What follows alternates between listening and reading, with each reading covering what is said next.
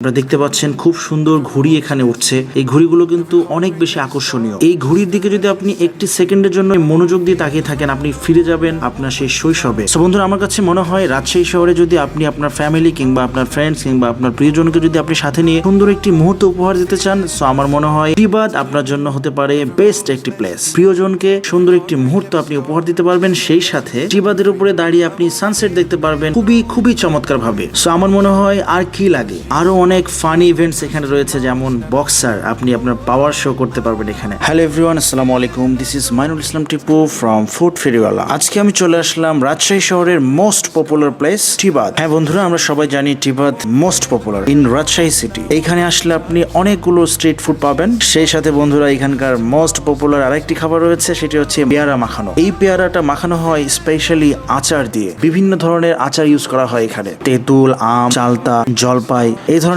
অনেকগুলো আচার রয়েছে, সেগুলো দিয়ে মূলত এখানে পেয়ারাটা মাখানো হয়। সো যার কারণে পেয়ারাটা খুবই টেস্টি হয়। সো আজকে আমি চলে আসছি মামা ডিজে আচার ডিজে পেয়ারা। সো আজকে আমি একটা পেয়ারা নিয়ে নিলাম এখানে। পেয়ারাটির দাম 50 টাকা পড়েছে এবং সেই পেয়ারাটি তারা সম্পূর্ণভাবে মাখিয়ে দিবে এবং সবকিছু মিলেই কিন্তু 50 টাকা। সো দেখা যাক পেয়ারাটা কেমন হয়।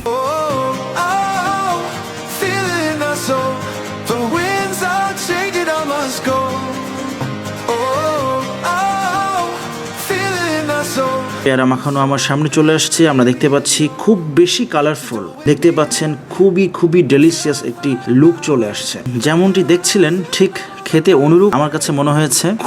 খুবই সুস্বাদু, একটু টক, একটু ঝাল এবং একটু মিষ্টি। রাজশাহীতে যে কয়েকটি জায়গায় পেয়ারা মাখানো হয় তার মধ্যে অন্যতম হচ্ছে টিবাদ।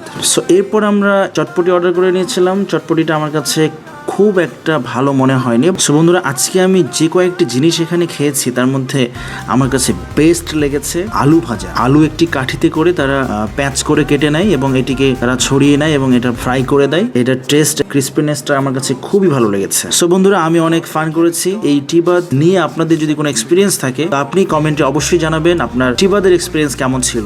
আর যদি আপনার কোনো বন্ধুকে যদি আপনি সাজেস্ট করতে চান টিবাদ, অবশ্যই আমার ভিডিওটি শেয়ার করবেন। দেখা হবে বন্ধুরা নতুন কোনো ভিডিও নিয়ে। সে পর্যন্ত ভালো থাকবেন, সুস্থ থাকবেন। আল্লাহ হাফেজ। Thank you so much for watching this video.